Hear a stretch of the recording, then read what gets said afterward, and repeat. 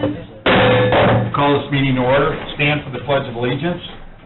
I pledge allegiance to the flag of the United States of America and to the republic for which it stands, one nation, under God, indivisible, with liberty and justice for all. Thank you for everybody coming today. This is a special meeting for the Board of Commissioners on March 9th, 2017. As we stated earlier in the year, as from time to time there will be things that come up with the Board of Commissioners that we need to act on, and a lot of times what we have found out over the last couple of years, some of these things don't fit the timing schedules of certain things, and we're trying to move things along a little bit faster, so this is why this is our second special meeting that we've had this year, and I'm sure there will be more coming. So, but with that, I'd like to thank everybody for attending. This should be a very short meeting. First, we will move over to the alcohol liability insurance quotes and bids for the Expo Center, and I'd like to turn that over to Scott McClure, the county attorney, right now. Thank you, Scott. You're welcome. So we went out and we got 3 quotes. We went to an agent in Chesterton, went to an agent in Portage, went to an agent in Valparaiso. On our current, the agent that had been currently doing the liability, the total premium came in at $1,795. The quote from Rains Insurance was $1,495.48. And finally, the quote from Samuelson Insurance was $1,370. Went over this quite a bit with everyone bidding to make sure we were doing apples to apples. Basically, we're doing $2 million over $1 million. We've got on-premise and off-premise liability for both, based upon the receipts that the Expo has had in the previous year from their alcohol sales. And so those are the numbers. For that, for those renewals, we need to act on this today, as we need to get this bound as quickly as possible, as I believe today is actually the renewal date. I'll make a motion to go with Samuelson's quote of $1,370. I'll second that. Before we call a vote, I have a question, maybe to our attorney, maybe an agent in the office. This policy is auditable then every year, right? So they'll come back and they'll look at if we did a uptick in beverage sales at the Expo this year, and it's more than what we figured in our estimate, that it will be audited the following year, and then they come back and price it out accordingly, I believe. Is that how it is? Correct. They can. However, with the policy that we're proposing, it's minimum premium up to $100,000 in sales. Currently, with the figures I was provided, we're around $50,000. Okay. So there shouldn't be any surprise unless the county has an excellent year with liquor sales. Okay. Thank you. So we have a motion and a second. All those in favor signify by saying aye. Aye. Aye. Opposed, same sign. Motion carries. Thank you. Then, Mr. Hazard, whatever we need to do over the next day or two to get this bound, and as we've talked, I've asked for the loss runs for the last 3 years, and you deal with Rhonda, and if whatever payment processing we need to get going or whatever. Okay? Thank you. Thank you, James. Just to let everybody know, the business that Commissioner Blaney and I just acted on, based on last year's figures, we're saving over $1,000 just in the premium on the liquor liability just for one of our events. But that's $1,000 for one event. We hope that there will be more of this coming forward. One venue. One venue, I'm sorry. Thanks. One venue only. There's going to be more of this going forward. You're going to be seeing more of this going forward. Thank you, but like we're doing everything else in county government, we're turning over the stones and we're trying to shake the trees and see what comes out a little bit, and this is where it's starting on the insurance. So the activity has begun on the insurance, so let the savings begin. Next is KBI Consulting, Property Casualty, Auto, and Workers' Compensation Insurance. Scott, I'll hand that over to you, and then you could turn it over to our... Matt, if you would want to come up here so you have a mic. Basically, this is a proposed consulting agreement with KBIC Consulting to basically take a deep dive into our property, casualty, auto, workers' compensation, basically have a third-party consultant, into keeping in what Commissioner Good just went through, just taking a deep dive into everything that we do, as far as premiums we pay. If anyone's been watching any of our meetings, this has been a consistent theme, pretty much every meeting for quite a while now, where we're looking at ways to make sure things are quote, bid, whatever the proper usage for whatever we're talking about, but basically we're going out and making sure that the things we are doing are priced right in the market. In this particular circumstance, so everyone realizes, KBIC Consulting, much like our consultant for health insurance and much like our consultant for the foundation for the financial advisor, KBIC is paid by us, only by us.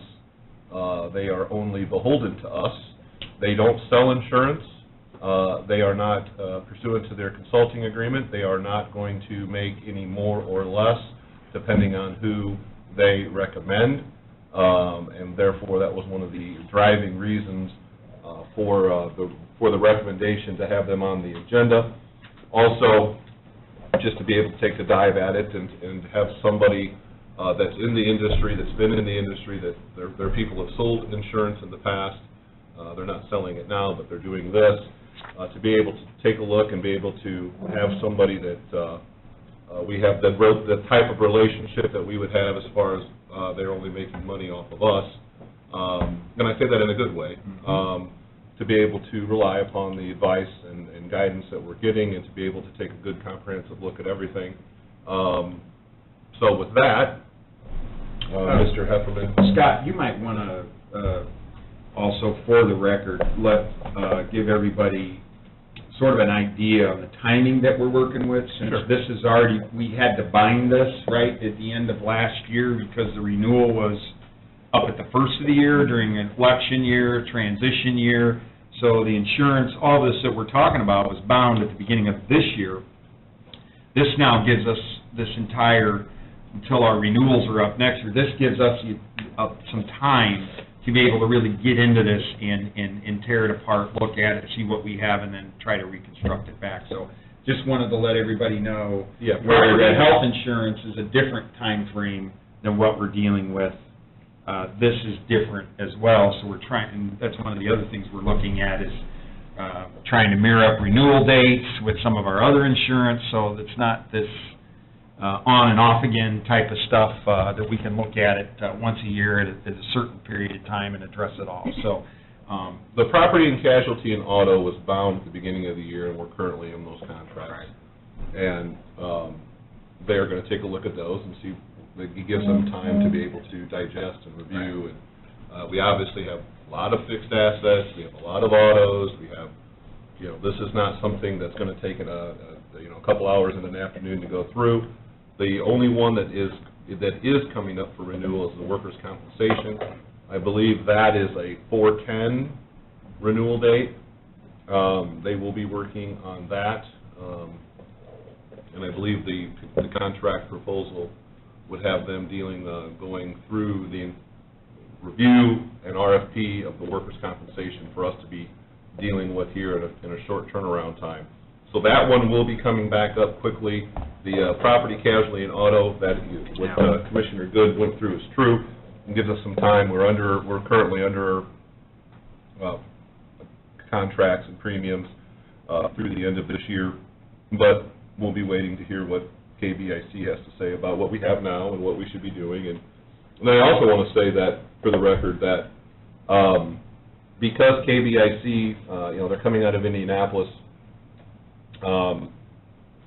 however, that doesn't mean local agencies, local insurance brokers are going to not be part of this process. They are. We're still going to need agents that are local to be able to service the accounts, et cetera. So just so everybody knows, forever's here or whoever may be watching, these things are going to be going out for RFPs and things like that to be able to make sure that we're shopping the marketplace correctly and we're getting the service that we want, and frankly, again, this has nothing to do with who we have now or who we don't have now. This has to do with just this commissioner's office has been on a path, and the path has been everything gets, whether it's legally needs bid, quote, RFP, whatever it may be, everything is getting looked at, and, you know, the people that we have, if they're the best, God bless them. If they're not, then we're going to move on to something different. But that's why we are bringing these consultants in that are beholden to us only, and we don't have to worry about whether or not the opinion is being skewed based upon where additional monies may or may not be coming from. And let's face it, we've been with the same horse up here for the county for quite some time. And sometimes just that in itself, you really have to, you know, sort of shake the trees up a little bit and step outside of it and look at it a little bit differently than maybe what we've had in the past. Again, this is no indictment of anybody that we've worked with in the past. It's just that it's just part of the refresh process that we're trying to go through up here. So whether you like it or not, we're doing it. And that's sort of where we're coming from. So with that, I'd like to let you tell us a little bit about your company. I know we've done a little John up here, but it's your opportunity now to sort of tell us what you folks are all about. Sure. Well, I hope that was recorded because you articulate kind of our model better than I do, I think. So thank you for that. Our firm is 6.5 years old. We were born out of the insurance industry. Most of us were insurance agents prior, selling corporate insurance programs to companies and various entities. And really the foundation of our company really just calls attention to the fact that really under ERISA, which is really only applies to health and welfare, but same concepts apply for property casualty. But ERISA defines a very distinct role between a fiduciary, which is somebody that acts on behalf of the plan or the program, and then you have plan service providers, which would be the broker, the consultant, the whomever is bringing the insurance programs to the table. 6.5 years ago, we set out to really solely be a fiduciary for our clients. And that does not mean that we replace the broker. That means, frankly, that we, for lack of a better term, replace the client in the transaction in more of a collaborative manner. And so, you know, really our firm steps in to act solely on behalf of, to use our backgrounds to vet, first and foremost, understand how decisions will be made, who do we want to have at the table, what metrics are we going to use to measure value in our broker partners that are bringing value to the table, how are we going to rank and, weigh those accordingly, and then from there do the due diligence of making sure that our risk that we have at hand is adequately protected, and then, when it's appropriate, it's not always appropriate to run an RFP, if you will. There are, in my humble opinion, I think there's right and wrong times to do it, and certainly you just have to make a conscious decision when you are measuring whether or not that's appropriate. Obviously, every year you do have to renew your policy, and you have to understand at that point in time what is available or what might be available and what are we receiving. And so, as you indicated, Scott, April 10th is the work comp renewal. Fortunately, workers' compensation is relatively easy to look at, unlike the rest of the program where you need about a 6-month lead time to get the horses out to review, evaluate, take pictures, measure buildings, and do those things. So, really, our role in this, we've kind of approached this from a phase 1 and phase 2 approach. My goal long-term would be to add continuity to the Porter County fiduciary process, which really just means that we would be the acting responsible party that is vetting and have processes in place to evaluate insurance options for the county. Short-term, our role is to obviously process and carry out the fiduciary function of the work comp that is renewing, but really to take a deep dive in all of the risk that is present, look at how are we protecting those, what is our risk tolerance. We may have options available from various risk financing options, be it deductibles, et cetera. And so those are, all considerations that go into, kind of our due diligence. Additionally, there are lots of things to do from a management perspective to keep costs down. Workers' compensation is a prime example of that. And so we would be recommending processes around the handling of workers' compensation to take advantage of systems that are in place to reduce experience mods and so forth. So I am speaking a lot of insurance geekery up here. I apologize. So do you guys have questions for me? Anything that you would like me to touch upon? And I did bring our proposal if there's anything that we want to review as well. I don't have any questions. I mean, I think just the sheer amount of insurance that we have to carry as the county government, we have to have a set of eyes from the outside looking in and making sure we're doing it right, expert eyes. So Yeah. I'm all in for this. I think it's great. And the key here is, at the end of the day, is the fiduciary relationship that they're sitting in with us. Again, we're getting used to our consultants being only our consultants. Yes. And so that's kind of the road, the corner we've turned here, and so therefore, it's easier to trust the information you're getting. Sure. I think it's important to that point to understand how we're compensated. So we work on a flat hourly model where we come up with a budget based upon the scope of services that we are looking to render. We put caps in place, so if we are if we're grossly off on our calculation, of the scope, then there is a cap that gives you guys some wherewithal to say, hey, this is the most we would ever spend for this scope of services. So everything is, down to the minute tracked.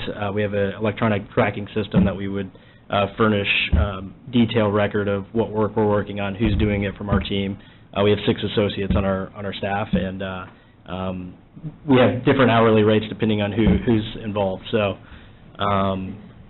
certainly appreciate the opportunity to give you guys a fresh look at what's happening and give you objective opinions on, kind of how to do it more efficiently, if at all. Well, I know from my perspective, I'm looking forward to the work comp, what comes out of that. As we know up here, dealing with work comp in the past for Porter County, that is a trouble area for us. Our work comp mod should be lower. It's something that needs to be tracked, and it's not only just part of the bidding process. Once you come out, you get into a high work comp mod, then it's really the enterprise's responsibility to try and start working that number down. And that's through safety meetings, that's through all kinds of other things, and that's why I'm looking forward to some of the processes and other things, because we do have a legacy issue here with work comp in Porter County. And so we need to start, we have some departments, the road, highway department, the sheriff's department, these are departments that are out physically working. These kind of things are going to happen out there. But there's also a way that we can monitor it, that we can train our people, and we can do things a little bit better. And we're looking for that whole comprehensive help that we need in going forward. So I'm very anxious to see where we land on the work comp mod after we've had another year. We're hoping that it goes down a little bit from some of the practices that we put in place last year, but it's something that you're always grinding at. You're always trying to be able to push that number down, because that mod is a rate that they calculate for your payroll. And the higher that mod is, the higher your workman comp insurance is going to be. So it moves on a yearly basis. So our goal up here is to drive it down. And not only trying to save the county money, but also making our workers, much more safer and it's a win-win. It's a win-win for our workers and for the people that we employ as well too. So it's a full circle thing. So I think I've jawed enough about that. So well, and the other thing that Matt and I have talked about a little bit in our conversations is also being able to get some of these renewal dates in a way that makes sense from a county government budgetary standpoint, so that when we go to budget, when we go to council in that late fall time, we have a better idea of what to be budgeting for, because obviously all of these things are you add them all together, there's significant amounts of money being spent on insurance, and to be able to have the correct amount and to be able also to have somebody be able to, also be potentially able to help the council look at and say, well, ramifications on raises, have this ramification on work comp, this is when these things are going to renew, this is when we'll actually know what the real cost is. What we've been doing in the past a little bit is what we could do, which was kind of put last year's number into this year's budget, which then at some point in the fall we're up transferring or additionaling, trying to make up the difference. So we've also talked about trying to get this aligned in such a way that, so from our unique window of budgetary timing, that we can do a little better job, and it's not just been with this situation, but also with the health insurance and those other things, so that we, as the executive, can go to the council and say, these fixed type of costs that we have to pay, here's a little bit more information on the renewals and the timing and the costs, so that they have as much information as they can have at their budget time, because anyone that sat through that knows that that's an avalanche of information, and it's weeks and months and lots of hours of meetings, and the more concise information they can get, the better they can do at budgeting. Well, you're exactly right. It really all starts with planning and controlling the process. Unfortunately, the insurance situation, because it's complicated, because people are busy, ends up controlling the process versus people controlling. And it's a big-ticket item. Yeah. For us. To your point, Jeff, on workers' compensation, I ran what's called a test mod through Indiana Rating Credit Bureau's NCCI. In Indiana, if you keep a claim to medical only, when they're calculating that specific group of claims, they will reduce the claim amount by 70% if it's medical only, meaning no lost wages were paid. Some things are unavoidable, so in some cases you have what's called PPI, partial permanent impairment, which you cannot avoid that. It's an offer because of a limitation from an injury, but most claims do not come with PPI. Most claims have just lost wages associated. I ran a test mod just taking out any lost wages under $10,000, totaling $22,000 in kind of lost wages that we could have paid as a county over the last 3 years, and that had a 19-point impact on our mod. So claims impact you for 3 years. So if you were to monetize that, I would say that's anywhere. My calculations roughly are about $260,000 monetarily. Cut that in half, say I'm half right or half wrong, $132,000. So you can really monetize work comp. It's a thing that you can control with good efforts. So you got to work at it, though. Yep, yeah, absolutely. And everybody has to buy in too.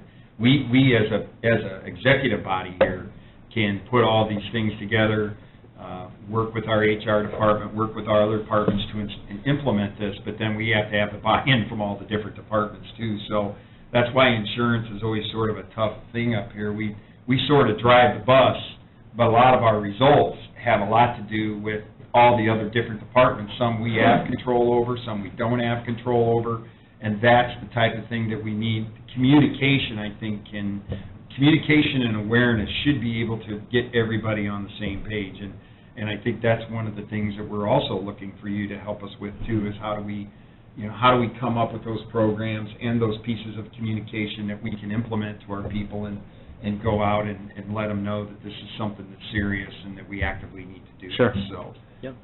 So I appreciate that. Any other questions from Commissioner Blaney or Attorney McClure? I'll open the floor.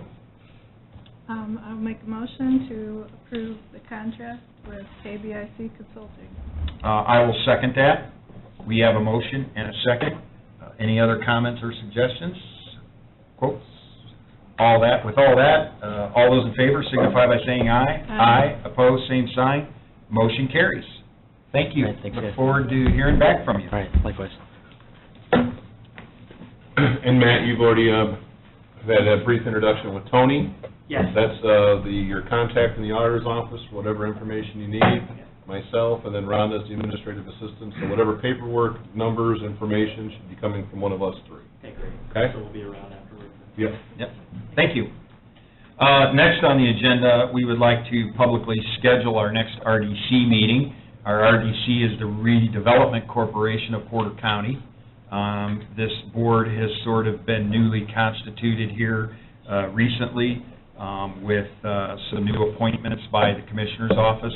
We've also had a change in some of the appointments because of the president of the commissioner has changed and the president of the council has changed. So they will also be part of that meeting as well, and they're part of that, the appointment process in there. So we will be setting our first meeting on today's Thursday, this coming Wednesday, which is March 15th, at 6 p.m., and it will be held in this chamber here at 6 p.m. What we will be doing at that meeting is probably just reorganizing, talking about maybe some basic requirements as to what we see this RDC doing. We think it has a new, we're sort of approaching this from an empty canvas standpoint. We think we have the opportunity to maybe do some things out there, but I think we have 5 new people that have probably never met before, so I think it's going to take a couple meetings for everybody to get to know each other and talk about some of the things that we as a county or the Redevelopment Commission want to do. I think we will also be sort of waiting, too, on some other things that we're going to be discussing with the council in the next few months. So we're trying to put all the pieces in place here.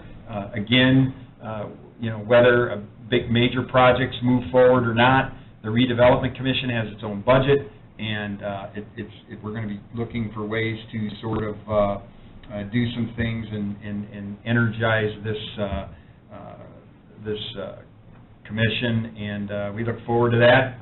No big sweeping plans right now, but the first step is reorganization, and that's what we're marching towards. So that meeting, Wednesday, March 15th, 6 p.m. in this chamber.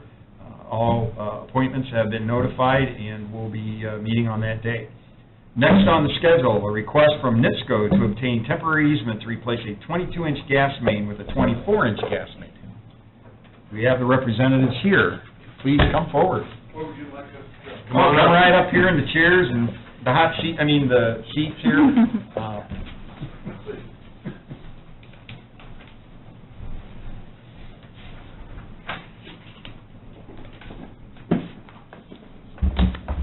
My name is Michael Winslow.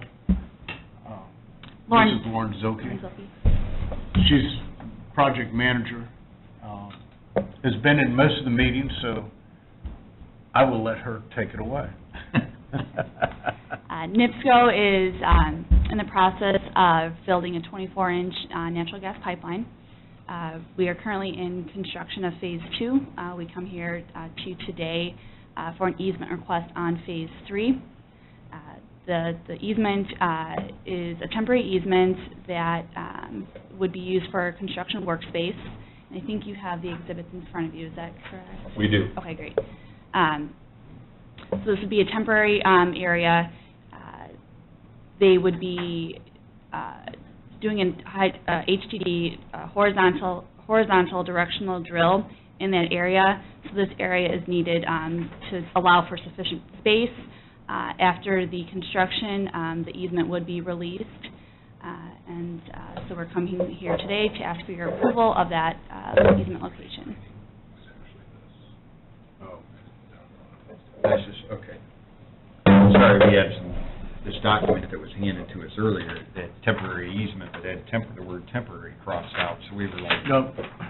But Attorney McClure has showed us what's been submitted and what we have on record. This is just a part of that, so, and it's okay.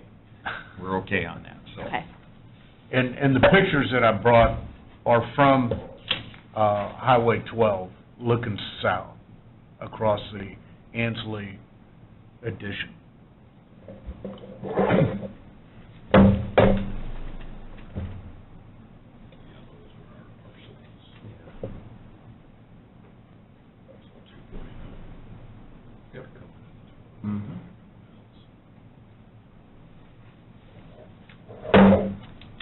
Have we, I don't think this encroaches any of our regulated drains or anything like that within the county. I think we're clear of that, because you probably would have had to come before our Stormwater Advisory Board on that. So I know NIPSCO's been there before, but I think it was on a overhead cable that we were doing somewhere in that area too, so this is different. And we're working with your highway department on getting all necessary permits and approvals Okay. in that. And this is in the city of Portage, right? We just happen to I own think the land. its Yeah. address is Portage. Yeah. I think from where we're at here, it almost has to be Portage. Yeah. We own the property, but that's why we need to give you the temporary easement. Okay. Right, So, you know, whatever you need from us and whatever you may or may not need from the city of Portage. right. Right. I'll make a motion to approve the easement request. Second. We have a motion and a second. All those in favor signify by saying aye. Aye. Aye. Opposed, same sign. Motion carries. Good luck. Thank you. Thanks for your